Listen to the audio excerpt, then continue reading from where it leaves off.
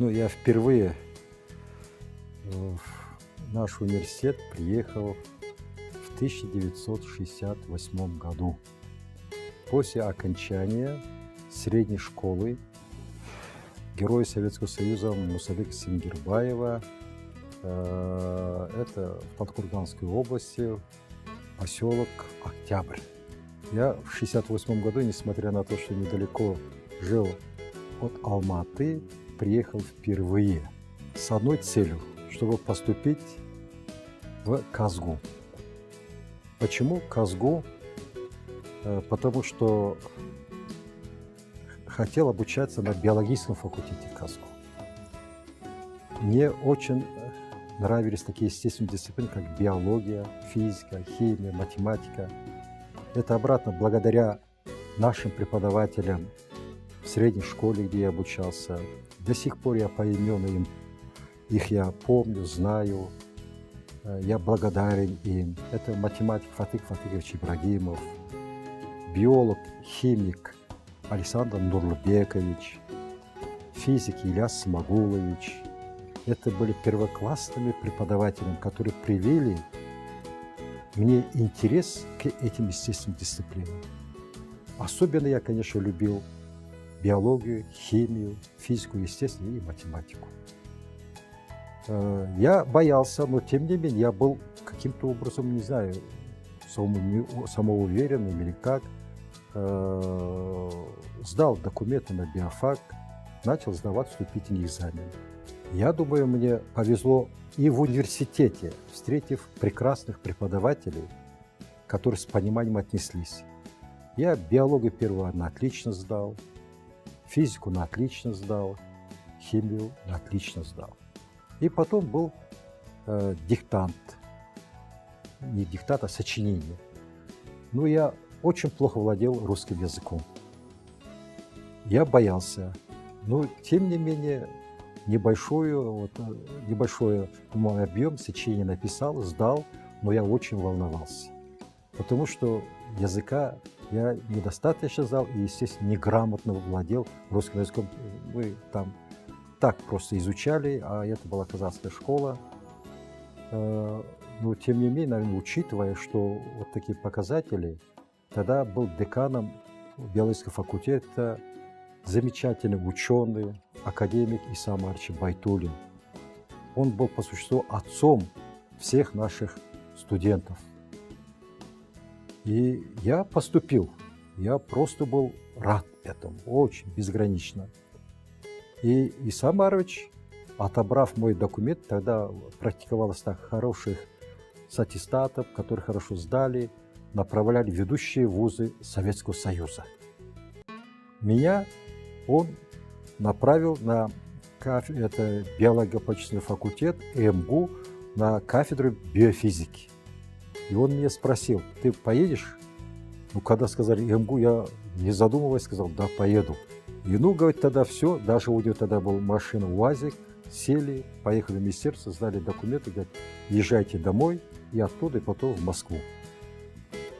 Я уехал домой, приезжаю домой, встречает мама, сестры. У меня отец был участником войны, с тяжелым он ранением приехал. Когда я учился в 9 классе, он рано умер. Мама осталась с детьми. Самому младшему брату тогда было всего 2 года. Мама, конечно, обрадовалась сначала, и потом заплакала. Как ты в Москву поедешь? У тебя ни одного тиина нету. Сколько стоит билет? В Алмату еле-еле. Ты и в Алмате хорошо, и Казгу хорошо. Ты оставайся в Алмате. Тогда я только понял, что действительно я даже не могу поехать в Москву. Я обратно приезжаю в Алмату, захожу к декану, и декан начал ругать по-казахски безге. Қазақтардың балаларын осы адам болсын десе, шегініп қарай жүресіңдер деп. Ну, я и потом объяснил ему, вот у меня нет возможности материально даже поехать, я не знаю, в Алмату я когда приехал, жили на квартире, и вот так поступил. И он сказал: ну ладно, хорошо, тогда поезжай домой, и потом в сентябре сначала приезжай, поедешь на сельхозработу, и потом будешь учиться здесь. Я вот Таким образом оказался на биофаке, уехал домой, приехал, на сельхозработе учился, поехал, работал. И потом начали учиться с 1 сентября. Если не был бы университет, я бы, наверное, не состоялся бы как ученый, как педагог, как воспитатель, не достиг бы такого уровня. Я вообще мечтал, поступив, закончить и вернуться к себе в родную школу и быть преподавателем, как наш вот этот преподаватель. Да, у меня вот такая была мечта. Ну, учился в университете, и тогда в аспирантуру рекомендовали члены ученого совета, факультета. Ученый совет. Видите, какое коллегиальное отношение было? И после окончания меня рекомендовали в аспирантуру. Я был, конечно, с одной стороны рад, с другой стороны был растерян. Как бы? Ну и потом я своей мечтой быть преподавателем в средней школе пришлось расстаться, поступил в аспирантуру и учился здесь. И моим первым руководителем был, это и Самарыч направил к нему, известный профессор, доктор биологических наук Инюшин Виктор Михайлович. Я ему очень благодарен тому, что он не отталкивал меня. Потому что, несмотря я с первого курса, и Самарыч говорил, ходите на научный семинар. Я делал доклады, я потел, краснел, но никто не смеялся. Наоборот, говорили, хорошо, хорошо. И вот благодаря вот такой поддержке я и потом вырос. И под руководством Виктора Михайловича я защитил кандидатскую диссертацию, докторскую диссертацию. И, естественно, университет оставил и оставляет до сих пор. Я до сих пор влюблен. Я до сих пор, просто, когда иду в университет на работу, с улыбкой, с радостью я иду. И как, несмотря после трудового дня, хоть уставший, улыбкой иду домой. Я думаю, счастливый человек тот, который с радостью, с улыбкой идет на работу и домой. Я вот себя считаю таким, потому что это не только вот лаборатория, кафедра, тут в университете работает очень много позитивных людей. Когда я их вижу, улыбаюсь, разговариваем, позитивно относятся, я заряжаюсь энергией. Я думаю, свою частичку энергии им тоже отдаю, они тоже говорят, с вами поговорили, нам тоже хорошо стало. Я говорю, с вами тоже.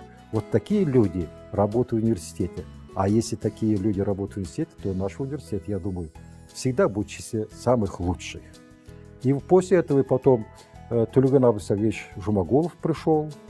И потом, значит, там, оказывается, определенное время, может быть, директором, я и потом передал достойному кандидату, в настоящее время вот бывший студент, очень талантливый ученый, академик Бисимбаев Амагеддин Куамбаевич является директором этого института.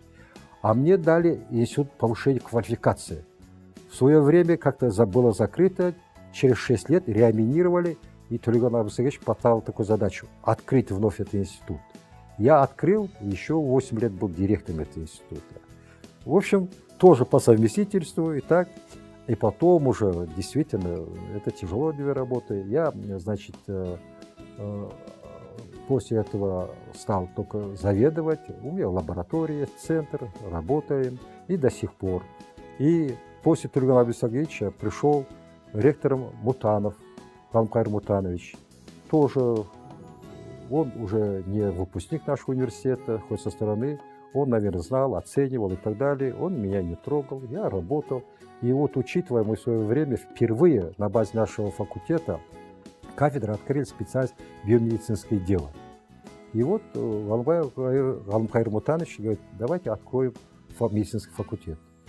Я подключился, и 2 раза с ним мы ездили в Сеул, южнокорейская Ханхам Северанс клиника и Сеульский университет. Наподобие. Мы открыли вот наш медицинский факультет. Я тоже имею отношение к открытию, потому что до этого мы открывали специальность, и сейчас мы на кафедре открыли специальность биомедицинское дело.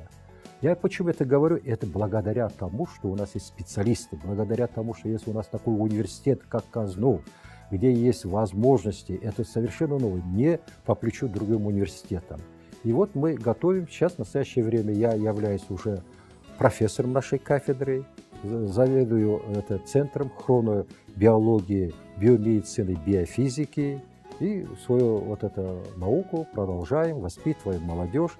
Это все благодаря нашему университету, нашему коллективу.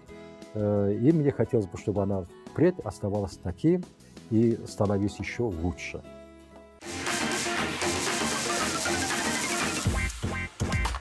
Здравствуйте, уважаемые студенты! Сегодня я рад встрече с вами.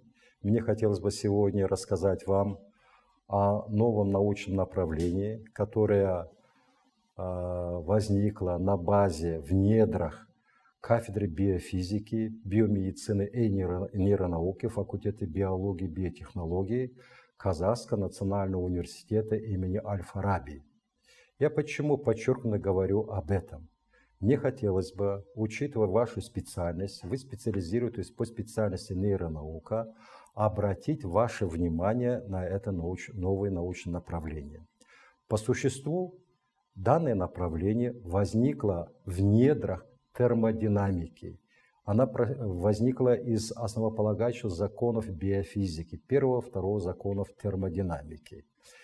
Эта проблема связана с изучением колебательных процессов, протекающих в биологических системах. И мне хотелось бы сегодня наглядно проиллюстрировать некоторые моменты наличия биологических ритмов в биологических системах при различных функциональных состояниях и убедить вас, что эти циклические процессы объективно существуют. Естественно, вы можете задать вопрос, а почему именно в настоящее время мы обращаем внимание изучению проблемы биологических ритмов? Несмотря на то, что мы и раньше сталкивались с колебательными процессами. Взять сердцебиение, ритмическое дыхание, сон, бодрствование. То есть мы каждый день сталкивались с колебательными процессами, но, увы, не обращали должного внимания. Вот несмотря на эти проблемы, в последнее время специалисты в области, возникшие на стыке двух-трех классических дисциплин, начали обращать на это внимание. С одной стороны, вот это, если взять физику, биологию, биофизика, химия, биология, биохимия и так далее. И не случайно нейронаука, это тоже, она возникла на стыке смежных наук, биомедицин смежных, биофизика смежных. Я не случайно это подчеркиваю, именно благодаря такому подходу мы начали рассматривать биологическую систему уже на стыке этих смежных дисциплин и, естественно, приоткрыть новые неизведанные особенности и свойства биологических процессов и явлений. И мне хотелось бы сегодня поделиться с вами с некоторыми полученными данными. Но почему я говорю некоторые? Потому что материалов очень много. Данное направление, оно зародилось еще в 70-е годы 20 века. И до настоящего времени она, в общем-то, развивается очень плодотворно. Сейчас мы вышли уже на международный уровень. Естественно, подготовлено огромное количество докторов и кандидатов наук, PhD докторов наук, и, естественно, магистрантов и бакалавров. Это наши ученики, которые приобщены к данному направлению и которые занимаются данной проблемой. Еще также мне хотелось бы сказать о том, что толчком к бурному развитию, именно начиная с начала 21 века, является выдающийся открытый в этой области ряда исследователей, в частности, Росбош, Холл и Янг, американские исследователи, которые раскрыли молекулярно-генетический механизм колебательных процессов, за что они были удостоены Нобелевской премии. То есть априори я хочу сказать, что есть уже лауреаты Нобелевской премии в данном направлении. Но мне хотелось бы подчеркнуть, конечно, мы были очень рады, как будто мы получили эту Нобелевскую премию, потому что по существу наша тематика за цикл работы изучения механизмов суточных ритмов организма, чем мы и занимаемся. И занимаемся и будем заниматься.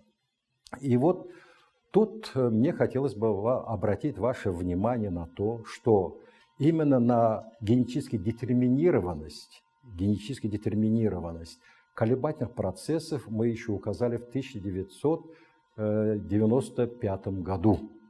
когда впервые запустили наш объект исследования при помощи наших коллег из Института медико биологических проблем, а это институт, который осуществляет подготовку космонавтов в Москве, Хорошевском шоссе, прекрасный институт под руководством академика Газенко Олега Георгиевича в условиях невесомости, микрогравитации. Если в этих условиях те ритмические процессы, которые мы обнаружили в условиях Земли, нарушаются, то мы априори могли бы сказать о генетической детерминированности. И вот этот феномен было доказано нами. И после этого мы обращали внимание генетиков обратить на это исследование. У нас, конечно, на факультете работают прекрасные генетики, но, к сожалению, не было современных методов исследования. И они разделяли это мнение. И вот американский исследователь, я вот только что назвал, Холл, Янг, Росбаш, с одним из них, с Росбашем, я имел возможность познакомиться в Миннесотском университете Соединенных Штатов Америки. Уникальные исследователи. Они именно доказали вот генетико-молекулярный механизм генерации суточных ритмов. Я это, опережая, говорю с тем, чтобы вам сказать о том, что они являются фундаментальными показателями биологической системы. А раз она обладает фундаментальностью, то, естественно, мы не можем пренебрегать. Мы обязательно должны учитывать. И еще мне хотелось бы сказать, что эти колебательные процессы присутствуют на всех уровнях организации живой материи. От уровня молекул до организменного уровня. Каждый уровень имеет свою временную организацию. И они тесно взаимосвязаны между собой. И я думаю, это не случайно взаимосвязь. Они усиливают друг друга, поддерживают друг друга. И эти колебательные процессы, естественно, в той или иной степени она обусловлена колебательным процессом, происходящим в окружающей среде. Вы прекрасно знаете, проходите биофизику, что мы, живая система, с точки зрения термодинамики, являемся открытой термодинамической системой. Что это значит открытая термодинамическая система? То есть мы обмениваемся окружающей средой и энергией, и веществом. Другие термодинамические системы, как замкнутые, изолированные, они такими свойствами не обладают. Мы особая термодинамическая система. Именно вот обмениваемся окружающей энергией и веществом.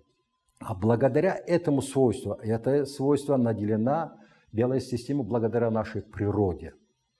Мы развиваемся, совершенствуемся, модифицируемся, адаптируемся и, естественно, эволюционизируемся и производим себе подобных. Такими свойствами обладают только живые системы. Мы. Вы представляете? Это, в общем-то, уникально. И еще с другой стороны, я не случайно подчеркнул несколько раз. Отдаем энергию, принимаем, отдаем, принимаем. Вещество отдаем, принимаем. То есть уже ритм заложен в нашей природе. Обмен происходит. И вот это ритмические процессы, она, конечно, пронизывает нас насквозь. Она и все ферменты обладают таким свойством, все гормоны обладают таким свойством, все эти форменные элементы крови, лимфа, сердце, легкие, все системы, и даже синтез белка. Есть уникальная книга у профессоров Бродского, Нечаева из Новосибирского университета, который выпустил монографию «Биоритм синтеза белка». Порой, если бы мы не знали, мы никогда не поверили, биохимики занимаются уникальный вот этот подход с синтезом белка, рибосом, как она синтезирует и так далее, при разных состояниях, разных организмов, но динамику не изучали. Теперь я почему все-таки повторяю каждый раз о динамике? А раз она является фундаментальным, именно динамический подход, хронологический подход является самым объективным, самым достоверным по сравнению с статическими данными. Для статики вы знаете, единичные измерения, набираем короткое время информацию, говорим. Но эта биологическая система времени через такое время может поменять свою характеристику. А вот хронобиологический, динамический подход нам позволяет получить самую объективную информацию. Вот пример такой. Я, если хочу дать характеристику нашей студентке, если я студентку знаю только в течение, допустим, недели или месяца, то, естественно, эта характеристика, данная мной, будет субъективным, потому что я только ее знаю во время занятий, как она учится, я, в общем-то, даю хорошую характеристику, но я не знаю как она ведет вне университета, как она ведет с друзьями, как она ведет дома, как она ведет в других местах. И в хронологии уже в течение 4-5 лет. И вот после окончания, после 4 лет, если я даю, уже будет эта характеристика объективной. Вы поняли, да я привел такой простой пример. Хронология – это, в общем-то, объективная, достоверная информация о изучаемых процессах и явлениях. Слава Богу, я так говорю, что есть в настоящее время уже уникальные методы исследования, есть математические методы, при помощи которых анализируем, рассматриваем, автоматизированные, и мы можем это все записывать. У нас на кафедре есть аппарат по регистрации Холтера. Деятельность сердечно-сосудистой системы, холтеровский метод называется. И вот человек, мы ставим специальный датчик, в течение суток человек может учиться, работать, спать и так далее, идет запись. А потом мы принимаем, включаем в компьютер, все это расшифровываем. И мы говорим, у человека есть ли отклонение или нет. И потом некоторые удивляются, я, говорю, себя чувствую хорошо, у меня сердце не болит. А вот и холтеровские методы может некоторые изменения, происходящие при сердечной деятельности, вот, при работе или во время сна и так далее, выявить эту особенность.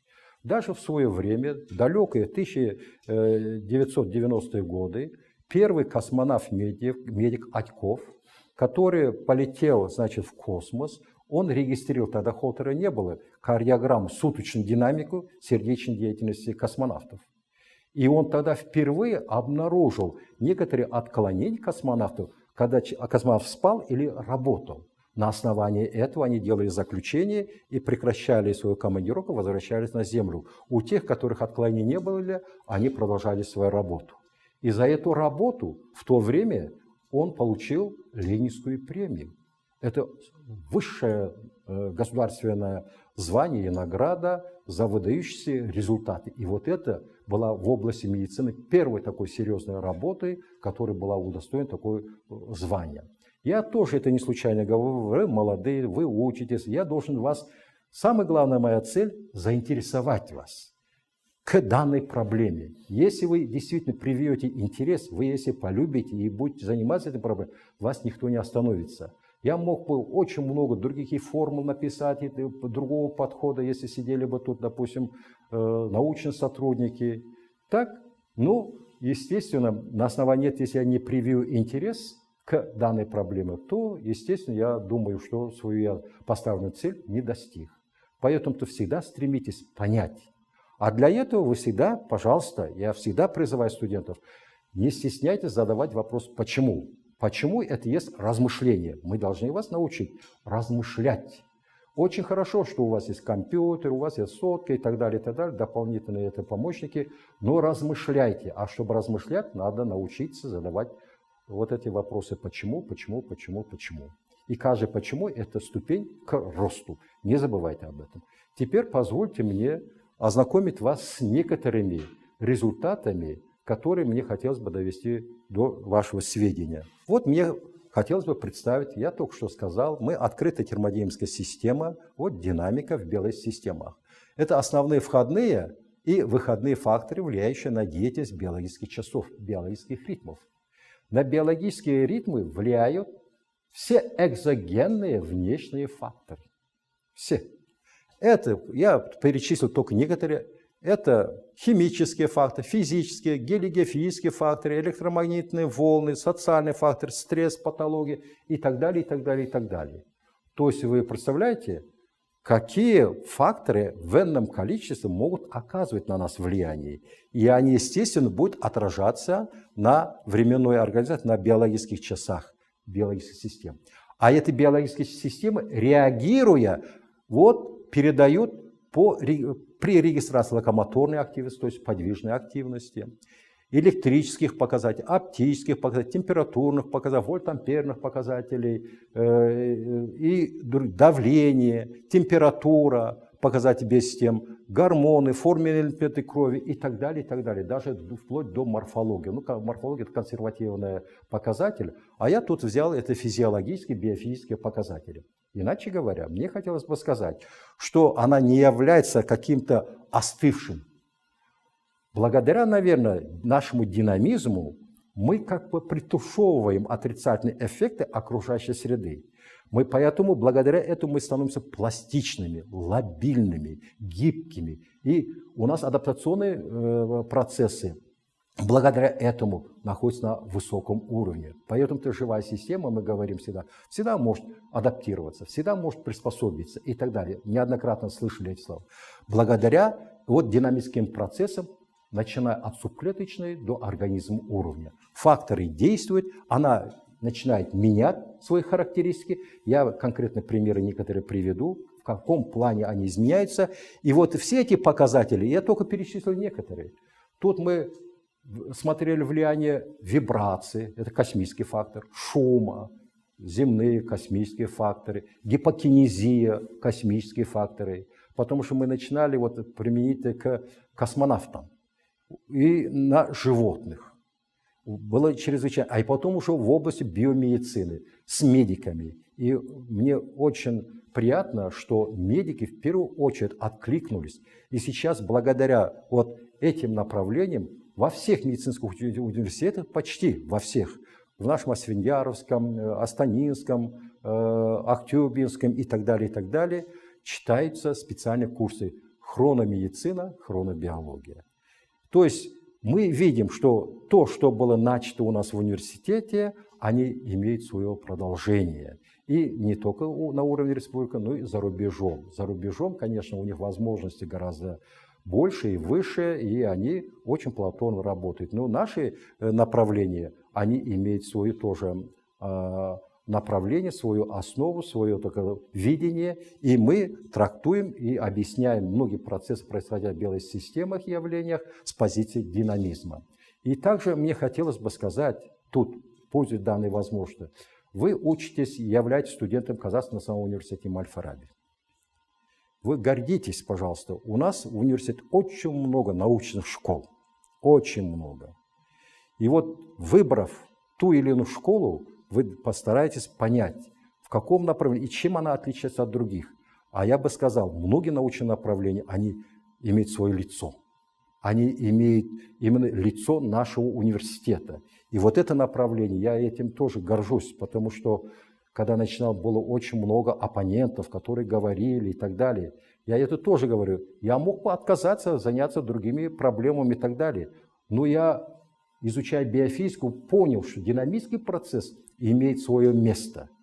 Но я никогда не обижался оппонентам. Наоборот, им спасибо. Они подталкивали, так сказать, стимулировали. И даже после, когда работа была выполнена, когда продолжается, они все жали руку, говорили, да, интересное направление. Вот это и есть наука. А если вы бы отказались бы, вы, как ученые, не состоялись бы. Это вы должны понимать. Если вы знаете, убедились, никогда не обижайтесь, а только трудитесь. Ну, естественно, надо обсуждать с коллегами, со специалистами и так далее. Вот такие были моменты при становлении даже хронобиологии и хрономедицины. Ну, естественно, это среда, это наши учителя в свое время. И моим учителем, тогда первым учителем был профессор Виктор Михайлович Янюшин.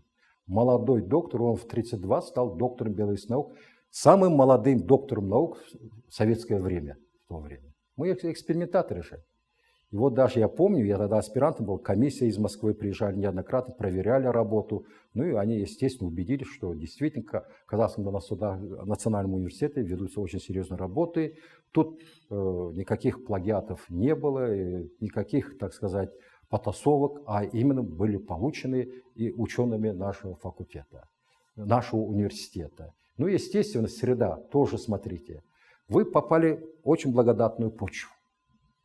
Вы должны общаться. Я уже говорил, очень много у нас талантливых и молодых, и пожилых преподавателей. Много научных школ. Учитесь, пожалуйста, не изолируйтесь.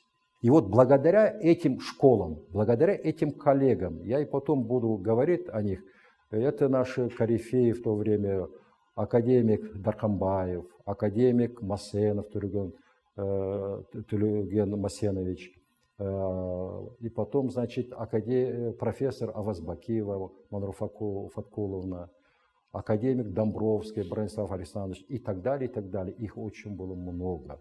Благодаря, наверное, им мы впитали и пришли к таким выводам. И вот вы поняли, да? Теперь, пожалуйста, следующее. Мне хотелось бы в качестве примера проиллюстрировать. Вот, допустим, суточная динамика электрической активности организма в норме при стрессе и после снятия стресса.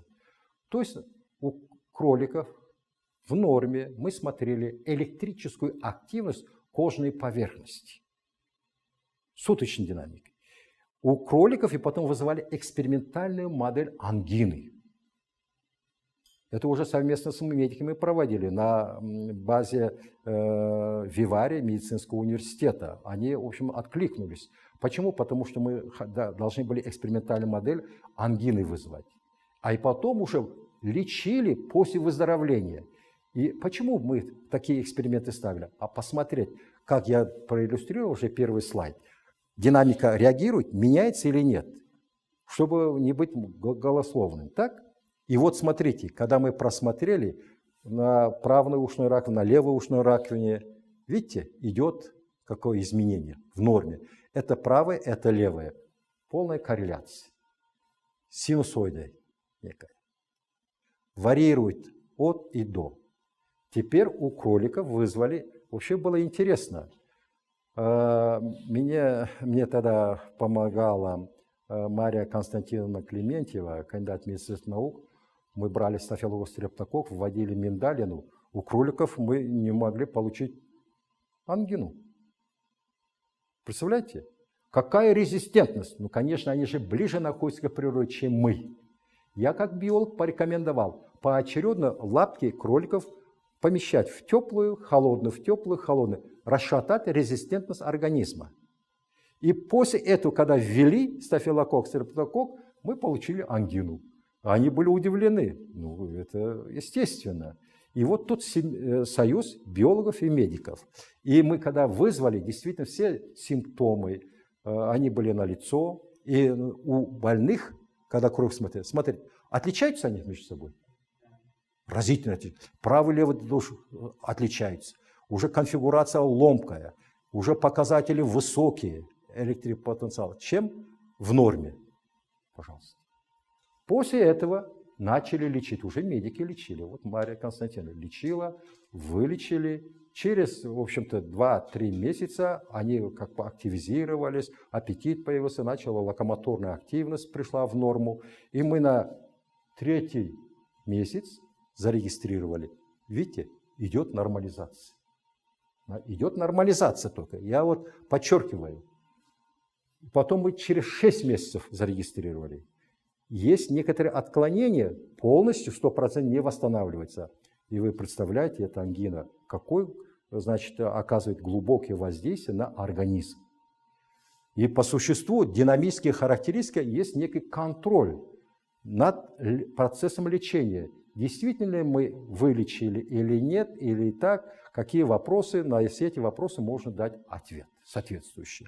И вот, пожалуйста, это наглядный пример, я думаю, убедил вас, коррелируя с первым слайдом, что действие норма, действие внешнего фактора, и потом после снятия внешнего фактора, как она меняется. Теперь далее. В следующем слайде, естественно, не просто фактические материалы мы должны были проиллюстрировать, а обработать. Существует спектральный метод. А спектральный метод, математическая специальная программа, сейчас даже есть очень хорошие программы, которые позволяют нам определить период этих колебательных процессов. Почему я говорю период колебательных процессов?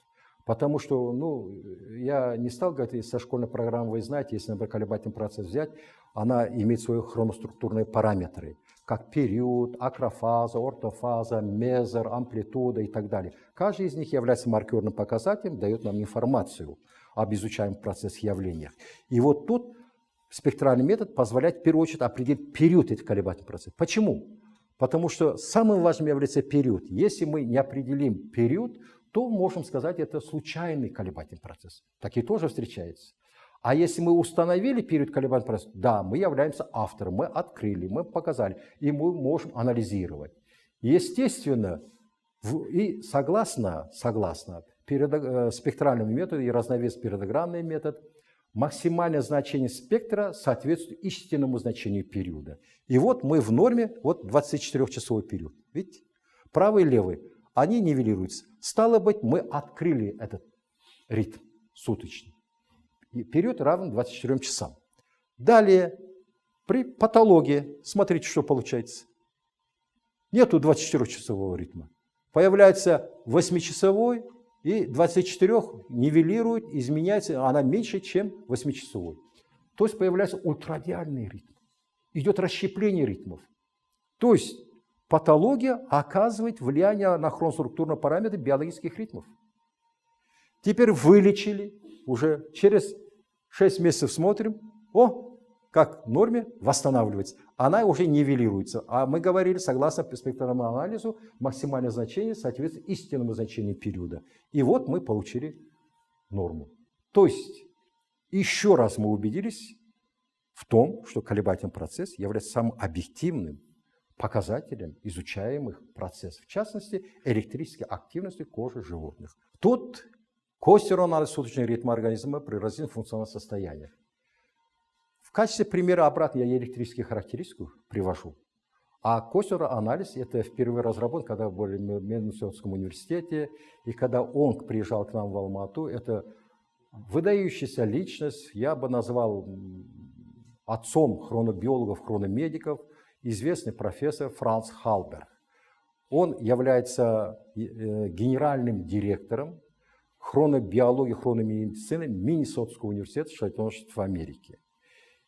К сожалению, 2 года тому назад он ушел в иной мир, Царствие ему небесное, был замечательным ученым, замечательным человеком, и он большим другом наших казахстанцев. Он всегда говорит, я люблю Казахстан, казахстанцев, потому что мы открыты, мы всегда с рукой, наше вот это гостеприимство он не забыл, потому что он был таким сам человек, открытым. И вот несколько лет тому назад я туда, в лабораторию, направил своего ученика, Гумарова Ляззат Жамбулатовна. Она целый год там работала, провела интересную работу. Я это тоже вам говорю. Мы, учителя, всегда будем поддерживать, только стремитесь, учитесь. Об этом не забывайте, только зависит от вас, как вы будете учиться. И вот я это к чему говорю, потому что это косвенный анализ, эта программа была предоставлена нам Францем Халбергом. А она как раз позволяет уже определять не только период, она позволяет определять уже вот это среднее значение мезер, амплитуду, акрофазу, период. По сути, все хроноструктурные параметры. И вот смотрите, в норме мезер чему равна? От 50 до 56. Амплитуда до 8, от 5 до 9. И период равен 24 часам. А вот акрофаза максимальное значение вот только ночное время. Видите? Самое главное, вот период, спектр доказал данный эффект. И вот показатели амплитуды, мезера и акрофазы. Теперь при стрессе, при патологии у этих животных, которые ангину вызывали, смотрите, уже мезер как меняется. 68-69, гораздо выше. Среднее значение выше. Вот мы говорим мезер, смотрим, когда измеряем давление, у гипертоников выше, чем в норме. Гипотоников ниже. Вот информация. Вот видите как.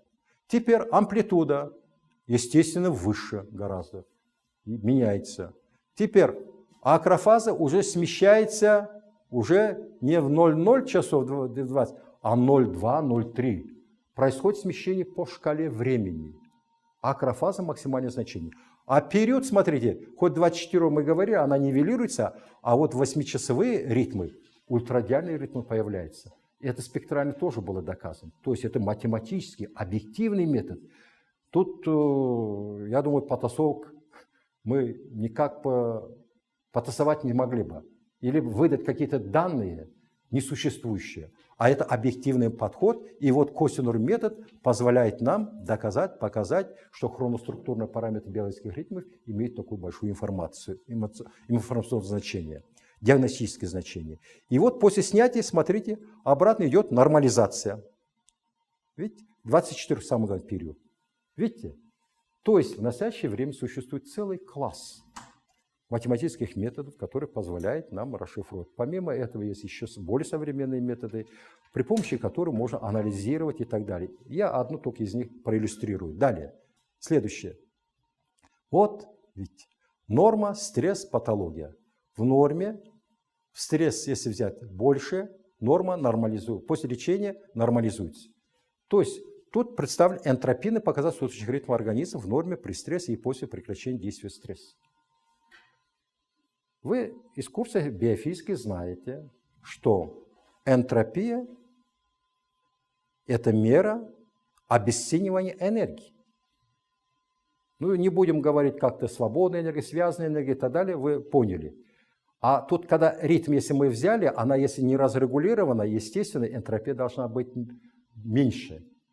А при хаосе выше. Вообще норма есть сохранение биологических ритмов. Любой отход – это патология, это стресс и так далее. Или старческие какие-то показатели. И вот спектральный анализ, энтропийный анализ свидетельствует об этом. В норме какая? При патологии после снятия. То есть мы третий раз уже доказываем одно и то же. Об объективности колебательных процессов, показатель колебательных процессов, который, в общем-то, дает нам такую информацию. Тут мне хотелось бы показать вам вот именно локомоторная активность, периодограммный анализ у наших объектов, которые мы отправляли в космос в условиях микрогравитации. Я, помните, в начале лекции говорил, смотрите, мы эту локомоторную активность записываем, мы туда отправляли калиоптера жесткокрылый жучок. Они долгое время могут и не кушать, и не пить. Крепили их к барабану. Четко у них выражен суточный ритм локомоторной активности. А и потом мы их включали в компьютер, и потом все это записывали. Очень просто. И вот вы видите, в условиях Москвы, вот в условиях невесомости. Есть разница? Есть. Существенная. И вот после уже прилета в Москве обратно восстанавливается. Сенсация. На основании этого мы и сказали, что биологический ритм, даже локомоторной активности, она генетически детерминирована. Она была впервые высказана нами. И потом спасибо огромным генетикам, шаг за шагом они доказали, показали. А я это еще раз, почему третий раз повторяю, говорю, что именно они являются фундаментальными показателями биосистем. Именно мы должны обращать внимание на динамику, уже на конфигурацию, на хроноструктурные параметры, на каждый параметр отдельно, как маркерный показатель. И вот на основании изменения временной организации мы можем судить о состоянии биологических систем. Мне думается, на основании этого даже сказать, если вы хотите сохранить здоровье, что значит ритм? Это, во-первых, что? Порядок. А порядок, что это? Это дисциплина. Дисциплина, порядок, ритм. Не забудьте эту триаду. Да, трудно быть дисциплинированным, трудно привязать к порядку, трудно сохранить. И надо вот хорошая такая передача, хочешь сидеть, смотреть и так далее, ритм нарушается. Это отдельный разговор, и потом можем будет рассказать. Но извините, нас создала природа, мы часть этой природы. А законы природы самые объективные, от нашего желания, хотения она не зависит. Мы их должны изучать, знать, исследовать этому закону. Природа всегда нам поможет.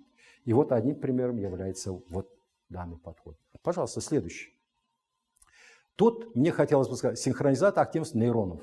Сейчас мы совместно с Институтом клеточной биофизики, Институт биофизики Пущино на Оке проводим большую работу в лаборатории профессора Зинченко Валерия Петровича, докторанты наши работают, и мы посмотрели, вот при заболеваниях эпилепсии, как в нейронах, мы априори сказали, и сейчас мы изучаем механизм, уже, так сказать, обнаружили роль кальция.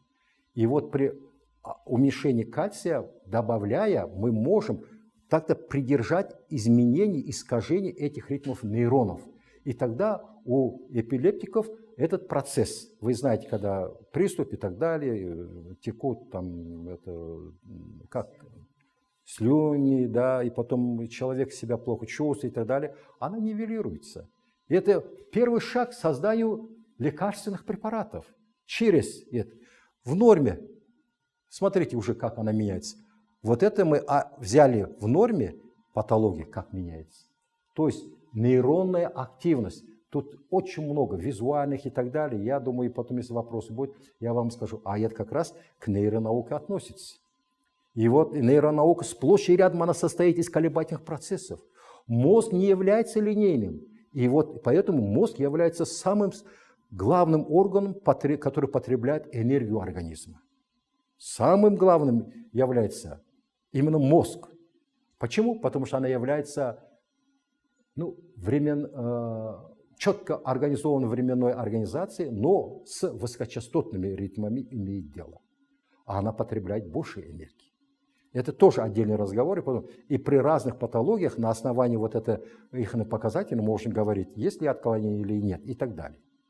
Это отдельный разговор. Пожалуйста, еще мне хотелось бы сказать, вот наибольшая внимательность, бдительность, быстрое повышение кровяного давления и так далее, то есть периодические изменения в организме человека связаны с работой биологических часов. И это вы все знаете, она коррелирует с тем, о чем я говорил в начале. Все эти показатели на нас оказывают влияние. И мне хотелось бы следующее, пожалуйста. Вот головной мозг, именно обнаружен центральный пейсмейкер хронон, супервизор, который регулирует биологический ритм организма. Она находится внутри гипоталамуса, это супрахизматальное ядро. Вот об этом. А тут схематически уже показано супрахизматическое ядро, гипоталамус, регуляторная формация, симпатическая система и гипофиз. Схема нейрогуморального механизма регуляции и контроля биологических ритмов. То есть именно гипоталамус, а точнее супрахизматальное ядро, СХЯ, играет исключительную роль в регуляции биологических ритмов. А обратно нейронаука. Это отдельный вопрос. Я просто обращаю ваше внимание. И следующий слайд. Это вот как раз Росбалхол и Янг, как они открыли. Я не буду рассказывать, и потом, если что, я отдельно потом могу прочесть лекцию. Тут именно показано влияние, участие белков тимелис, период и так далее. И потом они как проникают в цитоплазму. Да, что-то здесь не все они представлены. То есть, видите как? Периодически один из них ингибирует другую активизирует, и циклический процесс заложен на этом уровне.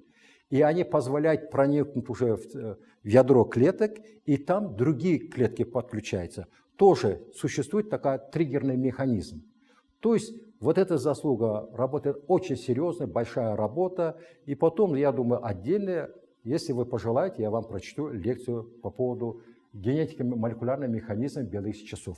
Да, последующий, давайте, вот последний. Вот на основании всего сказанного и несказанного нами сформулирована вот эта временная организация биологических систем. Вот, это по существу является дорожной картой хронобиологов, хрономедиков. Мы предлагаем это. И они находят сейчас полностью свое подтверждение. Вот это первое, внешняя среда. Все параметры говорили. 2. Это другие биологические системы. Ну, естественно, мы в окружении других биологических систем. Деревья, да? Животные, люди и так далее. И геологеофизические факторы. Теперь смотрите. 3. Часть, связывающая временную организацию живых систем биологическими системами. Вот это 3. Между ними, обратите внимание, существует прямая и обратная. Обратная связь – это пунктирно, сплошная – это прямая связь. То есть, где есть обратная связь, там предполагаем уже динамику. Вы поймите, это же здорово. Это здорово, это особенность белых систем. И вот смотрите, эта часть. Сюда относятся в основном все органы осязания. Зрение, слух, обоняние и так далее. Так? Теперь есть часть, снимающая информацию из 3 части. Это 4 часть, регуляция временной организации. Это по существу те центральные механизмы хрононы, это пейсмейкеры хрононы, которые осуществляют уже другая белая система, электромагнитная часть, связанная с этими параметрами, 1 и 2, и 4 регулирующий. И вот после этого идет 5 часть, воспринимающая сигналы регуляции. а это целый спектр, обширный спектр рецепторов, включительно даже циторецепторов. И вот уже рецепторы подают на 6-й, это эфферентный час, рабочий. Это и есть, собственно, ритм. Вы представляете, какой каскад влияния оказывает на биологический ритм. А и потом биологический ритм обратно делает ответ. Если, например, вот это какое-то геомагнитное возмущение, принимает лекарство, притупляет действие. Если, например, тут собака гонится, мы убегаем, или хороший человек встретится, мы идем навстречу и так далее. Это тоже от сердцебиения зависит и так далее. Все это имеет объективное место. Поэтому-то поймите, самым главным эфферентом рабочим, на который отражаются все эти отделы, является биологический ритм. То есть биологический ритм несет большую информацию, большую ответственность и большую, так сказать, достоверность об изучаемых процессах и явлениях. Мне хотелось бы сказать, что чтобы вы в будущем обратили внимание на вот это хронобиологические, хрономедицинские подходы, применить даже нейронауки, биомедицина она используется, биофизика используется и так далее, потому что именно такой путь позволит вам понять более объективно изучаемые ваши процессы и явления. Ну, если какие вопросы будут, я думаю, потом вы можете задать. Мы в одной кафедре, мы работаем, учимся, так что вы не стесняйтесь, вы не чужие люди. Мы для этого и находимся в университете, чтобы помочь вам. Самое главное, чтобы была обратная связь, обратное, так сказать, стремление, и мы всегда протянем руку помощи. Спасибо за внимание. До новых встреч.